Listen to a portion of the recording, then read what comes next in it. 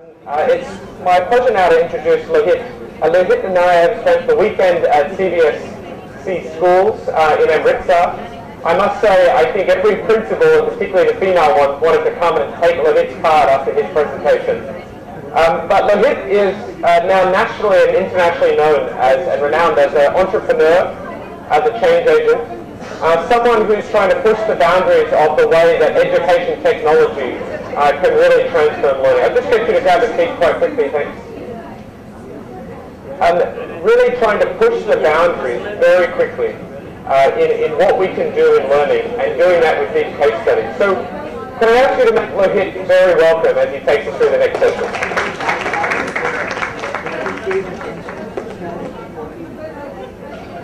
Sure. Thank you, Simon, for all the false words. Good afternoon, everyone. Thank you, Rupal, for starting with music. It's always good to meet musicians. I'm a musician myself, and it was really fascinating to see how you compared learning with Beethoven's symphony. Now, a thought occurred to my mind there that if the symphony is learning, then isn't Beethoven the teacher? And how difficult is it to create so many Beethovens? And that's basically the topic which I'll be talking about now. Incidentally, my presentation style is also music, which picks up from where people left. How many of you like old songs? Right. How many of you like new songs? How many of you like the 90s songs? Songs from 90s? Yeah, Bollywood. I'm talking about Hindi songs. Songs from no one, right? Very few, very few. Alright, so this was a thought which came to my mind in the morning. And I was just thinking, we do a lot of content delivery, which other industry has a lot of content which passes through. So music is one, movies is another. 90s was a bad phase for both. Let's see how old songs look like and look into what's catching your attention.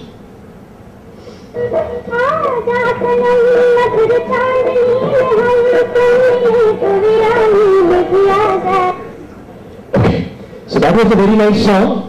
Very captivating. I can see a lot of old will be a very wrong word here. A lot of experienced people loving this song. But if you actually look into it, that was a singer who was captivating your attention. Very low music, singer was amazing, and music was alright, but the singer was running the show. And then, and what was the problem then? What was good thing then was that the demand was pretty less. The maybe channels were very limited, you only had radio, few televisions maybe, theatres, so the demand was pretty less. So it was very easy to come out with good presentations, good songs in a lot of time.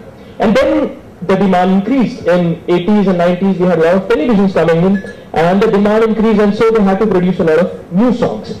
Now to do that, they brought in technology. They brought in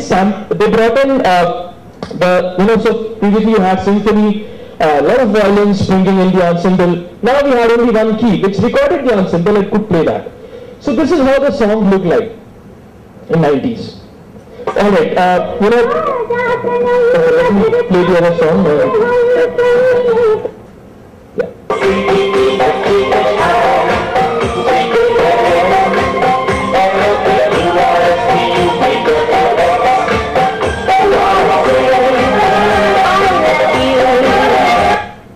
Right, so that was 90s. Recorded, amazing lyrics, creative lyrics. Lot of creativity there. So that's what was happening. You had a lot of demand, but very few resources to empower the musicians, to empower the singers to deliver their particular content. And this is Amit Trivedi, and you would see how Amit Trivedi makes music now. So you know Amit Trivedi, right? The new generation musicians, all of them are basically technology people, but this is how they make music.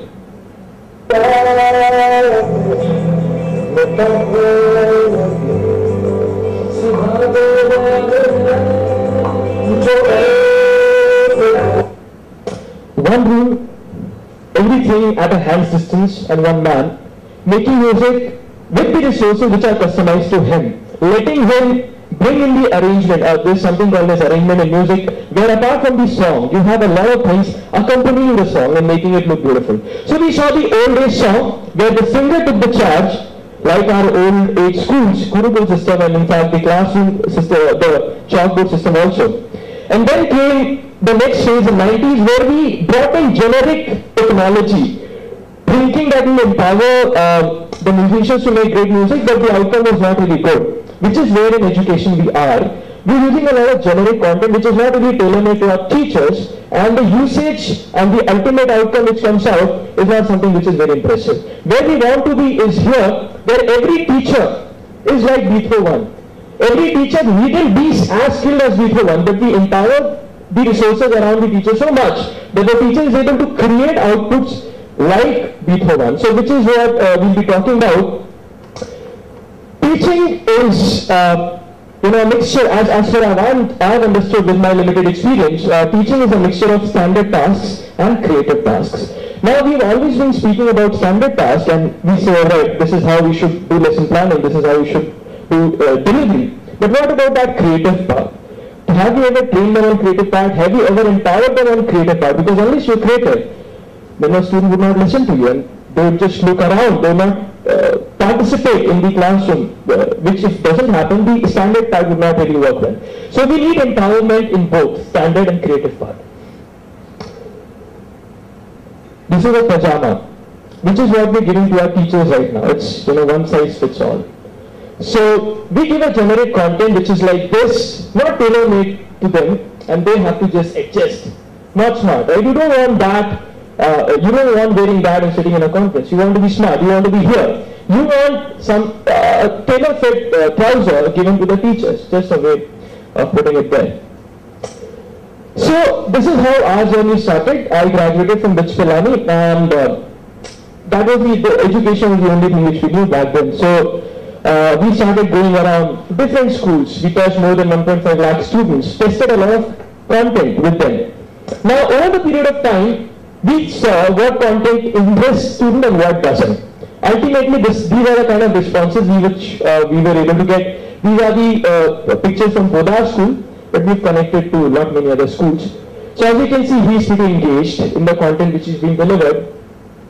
Okay, why is it not moving? Yeah. This man looking at the content which is being delivered. This is hardcore science going on, by the way, so it's not a joke which is being told to them, it's hardcore science, and you can see the engagement of students. This is Center of Mass, an activity which runs on Center of Mass which is happening. Students are surprised when they look at that particular content, and sometimes the answers, the ways with which you could have got the answer, because they've worked on it before. An ultimate response is like this, which is, which is my motive in all the presentations which I give, where every student is amazed at the end. The outcome is like Beethoven Symphony, where everybody has enjoyed it thoroughly in their heads. Now, we started doing these workshops, and we saw the response was very good, and it was a 5-day workshop. And in fact, the credit is to be given to Mrs. B to find out a pattern in all the photos which she saw, that every student and even the teachers had a pen in their mouth when they were attending the workshop. So we thought, this is where we need to reach. How do we do that? So to make every class like Phyzok workshops, we started analyzing what is the content and how do we how do we redesign the teachers' content like Phyzok workshops. So this is what we came to. We realized that the whole content can be divided in 4 different ways, and now is when we connect standard to creative. So we said, let's have exposition first. Let's bring the theory first, which is something which is given in the book, direct instruction, no creativity required. And then brings the extended exposition, where instead of theory, now we focus on thought process. So we talk about the scientist, we talk about the philosopher, we talk about the economist, whoever has developed that particular concept, on what is the thought process which went inside his brain. Now that requires storytelling, that requires role plays, which is creative in nature. Then comes refutation, where the teacher has conveyed the thought process and now wants to refute other misconceptions which might be there. So the teacher now brings these students into a discussion with herself where everybody gives misconception and the teacher refutes them all to give them a better clarity on the concept. And then when the teacher is sure that the students have understood the concept, she leaves the students in groups like these where the students then solve the problems and come up with answers with discussion. That is peer-to-peer learning. Now you see how smartly we have distributed the standard and creative part in these 4 domains. Now these are the ways with which we wanted to deliver content, and this was the time, this was the area which was available to us. One was inside the classroom, one was outside the classroom, and we needed to empower teachers to deliver both. Now, normally what happened in the classroom was the teacher did direct instruction in the classroom and let all the creative part outside the classroom, which didn't make sense to us because that's where most of the teachers' skills were required. So we thought, why not flip it? And this was not our concept. Harvard started it in the 90s, and it's only with technology now that we were able to utilize it to its best potential. Then we said, all right, teacher, why don't you give your direct instruction in the video and let it be given to the students to watch at home? And when they come back to the classroom, why don't you do extended exposition, refutation, and discussion? And this is what we tried with our school. And to empower, and this is a process which we followed, and I'll come to the outcomes in some time. We called it flipping the class. And this was the process which was followed. So we sat down with the teachers. We understood what is it, how is it that the teacher teaches in the classroom, what is her style. We defined the teacher's content and we recorded it into videos. Once the videos were recorded, it was given to the students to watch at home. And then we started working with the teacher to plan the lessons for the in-class engagement. Now the in-class engagement were like this. Okay, I'll give you a demonstration of the in-class engagement. This is for class 7. So if you behave like a class 7 and 8 student, you'll be able to see what a student goes through in the class after watching those videos. So this is mathematics. How many of you are mathematicians here? Okay, that's a very good thing that few of them are. Most of them will then be able to enjoy it much better. Alright, so don't write down anything. There will be a lot of calculations, but don't do that on your copy. Just keep it in your head. Before that, let me just ask you, can you name any country starting with the letter A? What's that? Australia. Okay. B. When you ask it to class 7 soon, they are pretty loud. Okay, Brazil. C. Canada. D. Denmark. E. England. No. Egypt. Okay, fine. F. Okay, Z. Zimbabwe. Y. Yemen. Okay, not many more people are speaking now. Good. Okay, so now let's do this. Choose any 2-digit number and keep it in your head. Just keep it in your head. And don't say anything to anyone. We'll go really fast. 2-digit number, keep it in your head. Done that? Done that? Done that, sir? Okay. Now add both the digits. And again keep it in your head, the sum. Okay? Done that, Neil? Yeah? Okay. Now the sum, subtract that sum from the initial 2-digit number which you've chosen. A little complicated, so 2-digit number, subtract it with the sum which you've got, right? Now you might have got a 1-digit or a 2-digit number, right? Add all the digits there. Now you have got a final 1-digit number, right? Okay, how many of you are with me right now? Okay, a lot of you. Okay, others might want to try it later. So now subtract 5 from the final 1-digit number which you've got, so that you've got a final 1-digit number. Done? Okay, that was the boring part. Now let's come to the interesting part.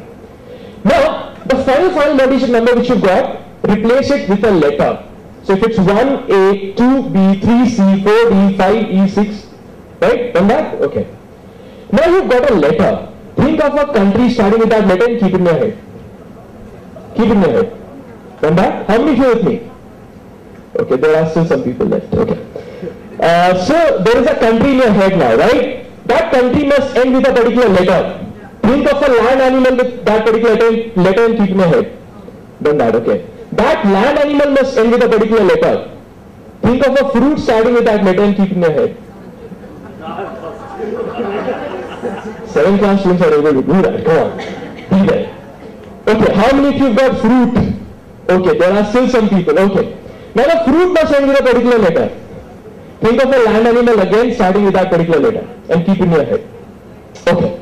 How many of you got all the 4 things? Okay. What's your name? Ayushi. Ayushi, you've done all the 4 things, right? Okay. If your calculation is right, then I'll be able to read your eyes. Okay. Are you thinking of elephant by any chance? Did you think of orange before that? Kangaroo before that? Denmark before that? Okay.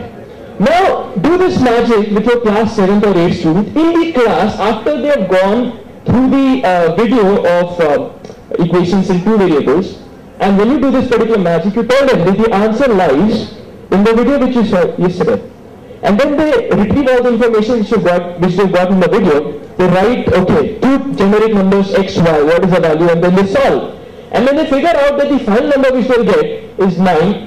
And then they subtract 5 and you get 4 and Denmark, etc. So this is the kind of in-class engagement which we designed for the teachers. And to do that, we needed time, which is why we gave the videos to the students to watch at home, so that now the teacher can be free to experiment these things in the classroom. And then finally we got feedback, and accordingly we revised our videos. So this was the whole process which we followed.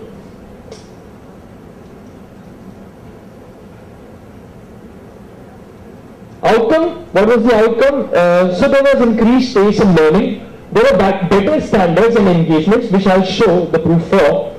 And then LSI changes in the world. So the students who you saw just now were the part of the workshop and are the part of flipped learning. And it was the difference between the videos which we got from other schools and Aaron Pula schools were huge. Even the judges said that. And I think it is because they had time and resources to think better. Okay, so I'll come to key issues later. Let me show you some outcomes.